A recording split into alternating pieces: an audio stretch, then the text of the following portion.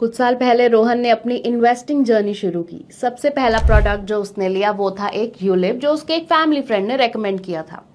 उसके बाद उसने एक टैक्स सेविंग एफडी ली बैंक के रिलेशनशिप मैनेजर की सलाह पर। फिर एक म्यूचुअल फंड में इन्वेस्ट किया जो उसने एक ट्रेंडिंग यूट्यूब वीडियो देखकर चूज किया था।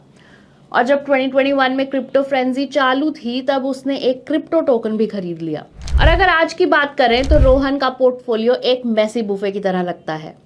कुछ इन्वेस्टमेंट्स लॉक्ड इन है, कुछ बिल्कुल परफॉर्म नहीं कर रही, और सबसे बुरा तो ये है उसे याद भी नहीं है कि उसने आधे इन्वेस्टमेंट्स लिए क्यों थे। Sounds familiar? हम सबके पास कुछ ऐसे इन्वेस्टमेंट्स होते हैं जो बस कब और क्यों ले लिए पता ही नहीं चला।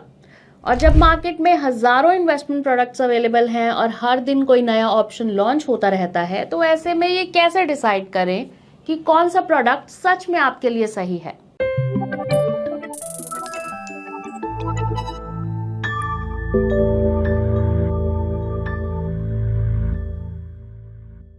Hello and welcome to ET money Hindi YouTube channel. आज के वीडियो में हम बात करेंगे एक सिंपल 5 क्वेश्चन चेकलिस्ट के बारे में। एक ऐसा मेंटल फ्रेमवर्क जो आप हर इन्वेस्टमेंट प्रोडक्ट पर अप्लाई कर सकते हैं before saying yes to any option. ये चेकलिस्ट आपको ये समझने में हेल्प करेगी कि इन्वेस्टमेंट प्रोडक्ट कैसे काम करता है, उसमें रिस्क और रिटर्न का बैलेंस क्या है, उसे एग्जिट करना कितना इजी है, और सबसे इंपॉर्टेंट, क्या ये आपके फाइनेंशियल गोल्स के साथ अलाइन करता है या नहीं।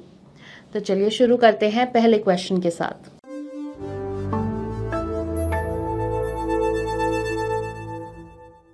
सबसे पहले बात करते हैं एक बेसिक गलती के बारे में। ज्यादातर लोग इन्वेस्टमेंट शुरू करते वक्त सिर्फ ये सोचकर शुरू कर लेते हैं कि मुझे कितना रिटर्न मिलेगा, लेकिन सच ये है कि स्टार्ट करने के लिए ये सही क्वेश्चन नहीं है।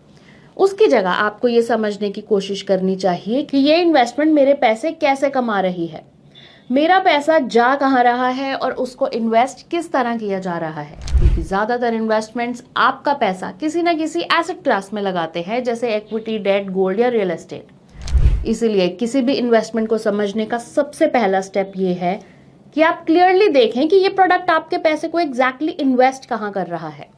ये इक्विटी में जा रहा है, डेट में, गोल्ड में, रियल एस्टेट में, या फिर किसी एग्जॉटिक या रिस्की ऑप्शन तो नहीं है।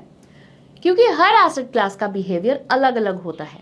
जैसे इक्विटी शॉर्ट टर्म में काफी वॉलेटाइल हो सकती है, लेकिन 5 से 7 साल के हराइजन में अच्छा रिटर्न दे सकती है।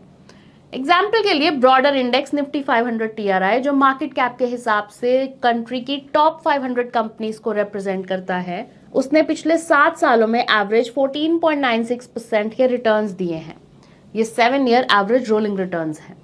Date generally short term periods के लिए सूटेबल होता है, जैसे कुछ महीनों से लेकर 2-3 साल तक। ये इक्विटी के कंपैरिजन में ज्यादा स्टेबल है, लेकिन रिटर्न्स भी यूजुअली कम देता है। फॉर इंस्टेंस, डेट फंड्स ने पिछले 1 साल में 5.8% से लेकर 9.4% तक के रिटर्न्स दिए हैं, और पिछले 3 सालों में 6.5 से लेकर 9.2% के बीच रिटर्न्स डिलीवर किए हैं। गोल्ड और रियल एस्टेट के रिटर्न्स अलग अलग फैक्टर्स पर डिपेंड करते हैं, जैसे demand supply dynamics, interest rates या गवर्नमेंट पॉलिसीज। इन दोनों एसेट क्लासेस के रिटर्न्स काफी वॉलेटाइल होते हैं। जैसे गोल्ड ने लास्ट 1 ईयर में कैटेगरी एवरेज के हिसाब से 34.6% के रिटर्न्स दिए हैं, लेकिन जब 3 ईयर एवरेज देखें तो ये रिटर्न्स कम होकर 22.85% हो जाते हैं। और रियल एस्टेट तो रिटर्न्स के मामले में और भी पीछे है। रीसेंट डेटा के हिसाब से प्रॉपर्टी के रिटर्न्स मुश्किल से 10% के आसपास ही हैं। इस सवाल को पूछने का बेनिफिट ये है कि ये आपको फेक प्रोमिसेस और स्कैम से बचाता है। फॉर इंस्टेंस, अगर कोई कहे कि वो आपके पैसे को 12 महीने में गारंटीड डबल कर देगा, तो आपको कॉशियस रहना चाहिए। इंप्रेस होने की बजाय आप ये पूछिए कि ये रिटर्न आ कहां से रहा है, ऐसे रिटर्न्स के पीछे क्या मैकेनिज्म है। जिस जगह आपका पैसा इन्वेस्ट हो रहा है उसके बेसिस पर आप आसानी से जज कर सकते हैं कि हाई रिटर्न्स का प्रॉमिस कितना रियल है और कितना फेक। अगर एक्सप्लेनेशन वेग हो, बहुत कॉम्प्लिकेटेड लगे या अननेसेसरी जार्गन से भरा हो, तो ये आपके लिए सिग्नल है कि आपको उस इन्वेस्टमेंट से दूर रहना चाहिए। इसलिए सबसे पहले ये समझना जरूरी है कि प्रोडक्ट कैसे काम करता है और आपका पैसा इन्वेस्ट कहाँ हो रहा है। यही आपका इन्वेस्टमेंट करने का स्ट्रॉन्ग फाउंडेशन बनेगा।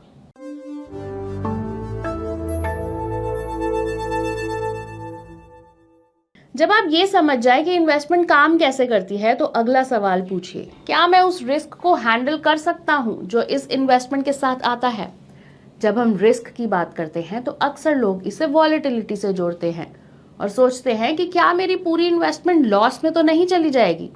लेकिन रिस्क के अलग अलग टाइप्स होते हैं। हाँ, मार्केट रिस्क एक होता है, लेकिन उसके अलावा भी होते हैं, जैसे लिक्विडिटी रिस्क, इमोशनल रिस्क और वॉलेटिलिटी के साथ पर्सनल कंफर्ट का रिस्क। चलिए इसे इक्विटी म्यूचुअल फंड्स के एग्जाम्पल से समझते हैं। ये अक्सर लॉन्ग टर्म इन्वेस्टमेंट के लिए रेकमेंड किया जाता है, जो बिल्कुल सही है। मान लीजिए आपने पिछले 10 सालों में निफ्टी 500 में इन्वेस्ट किया। 1 ईयर पीरियड में लगभग 17% चांसेस थे कि आपको नुकसान हो और करीब 28% चांसेस थे कि रिटर्न्स 10% से कम आए। तो हाँ, शॉर्ट टर्म में इक्विटी रिस्की लग सकता है, लेकिन अगर आप इन्वेस्टमेंट पीरियड को 5 इयर्स तक बढ़ा दें तो आपके लॉस होने के चांसेस लगभग 0 हो जाते हैं और करीब 80% ऑफ द टाइम आपको 10% से ज्यादा रिटर्न्स मिलने के चांसेस होते हैं। तो जो शॉर्ट टर्म में रिस्की लगता है वो लॉन्ग टर्म में कंपैरेटिवली सेफ हो सकता है, लेकिन ये सिर्फ इन्वेस्टमेंट करने का रीजन नहीं हो सकता। आपको ये समझना जरूरी है कि आप किस लेवल का रिस्क कंफर्टेबली ले सकते हैं। अगर आप हर बार अपने पोर्टफोलियो में 10% गिरावट देखकर पैनिक करते हैं तो सबसे अच्छा इन्वेस्टमेंट प्रोडक्ट भी आपके लिए सही नहीं रहेगा।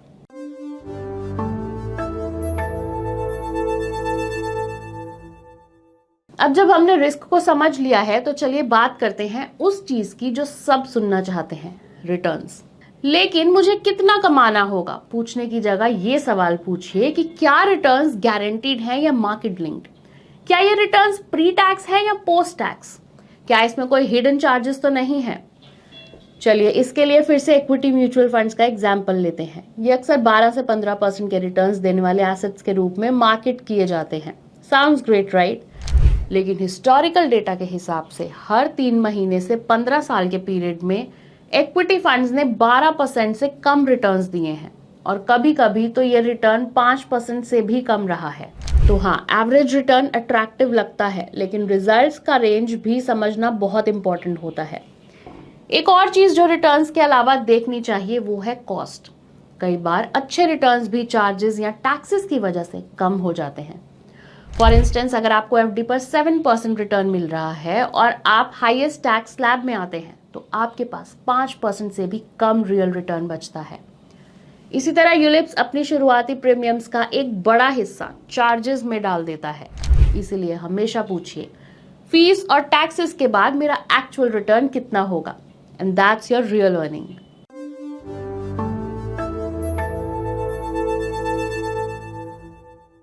अब ये एक ऐसी चीज है जिसे ज्यादातर लोग भूल जाते हैं देखना, एंड वो है लिक्विडिटी। लिक्विडिटी का मतलब होता है अगर मुझे जरूरत पड़े तो मैं अपना पैसा कितना तेजी से निकाल सकती हूँ। कुछ इन्वेस्टमेंट्स जैसे म्यूचुअल फंड, स्टॉक्स, ईटीएफ्स खरीदना और बेचना आसान होता है। आप कभी भी कुछ क्लिक्स में अपना पैसा निकाल सकते हैं। लेकिन कुछ एसेट क्लासेस जैसे रियल एस्टेट बेचने में महीने लग सकते हैं और कुछ जैसे एनपीएस या tax saving FDs lock in periods के साथ आते हैं, जिनमें से आप कुछ पीरियड के पहले पैसा निकाल नहीं सकते। इसीलिए आपको ये जरूर चेक करना चाहिए कि वो एसेट क्लास कितना लिक्विड है। अब इसका उल्टा सोचिए, अगर मैं कहूं कि लिक्विडिटी की कमी हमेशा बुरी नहीं होती, तो मान लीजिए आप वो इंसान है जो मार्केट गिरने पर इजीली डर जाते हैं। ऐसे में लॉक इन पीरियड वाला प्रोडक्ट जैसे ईएलएसएस आपको प्रोटेक्ट कर सकता है, क्योंकि जब आपके पास पैनिक में बेचने का ऑप्शन ही नहीं होता तो आप इम्पल्सिव डिसीजंस नहीं लेते। तो आपके इन्वेस्टिंग के शुरुआती सालों में लॉक इन वाले प्रोडक्ट्स आपके लिए डिसिप्लिन मेंटेन करने में हेल्प कर सकते हैं। लेकिन अगर आपके गोल्स शॉर्ट टर्म है, जैसे अगले साल की वेकेशन के लिए सेविंग करना, तो लॉक इन आपके लिए प्रॉब्लम बन सकता है। तो क्या मैं इस इन्वेस्टमेंट में आसानी से एंट्री और एग्जिट कर सकती हूँ पूछने के बजाय पूछिए, क्या इस लॉक इन का कोई मीनिंगफुल पर्पस है।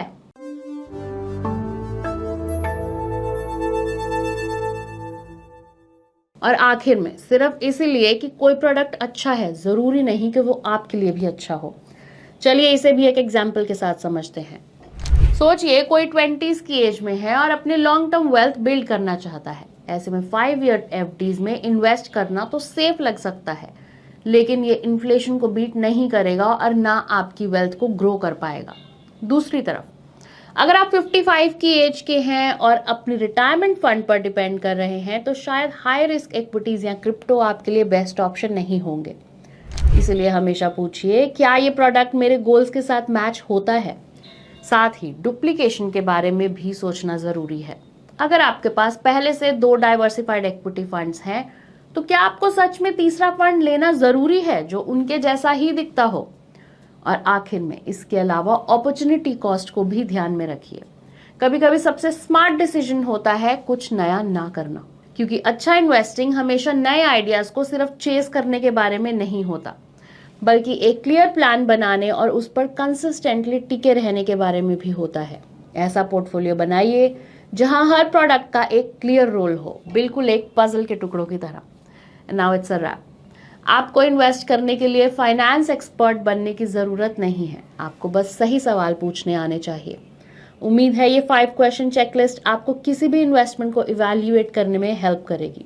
अगर ये आपके लिए यूजफुल रहा तो प्लीज लाइक करें, शेयर करें और अपने थॉट्स कमेंट्स में हमें जरूर बताएं।